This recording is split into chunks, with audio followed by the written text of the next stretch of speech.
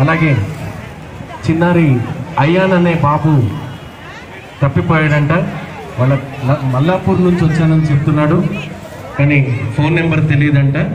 వాళ్ళ ఫాదర్ పేరు ఇషాన్ అంటున్నాడు. బాబు ఏడుస్తున్నాడు. వీళ్ళ పేరెంట్స్ కానీ ఎవరైనా ఉంటే మల్లాపూర్ అంట. దయచేసి కంట్రోల్ రూమ్ లో ఈ అబ్బాయి ఉన్నాడు, వచ్చి తీసుకెళ్లాల్సిందిగా విజ్ఞప్తి చేస్తున్నాం. అలాగే మరొక చిన్నారి బాబు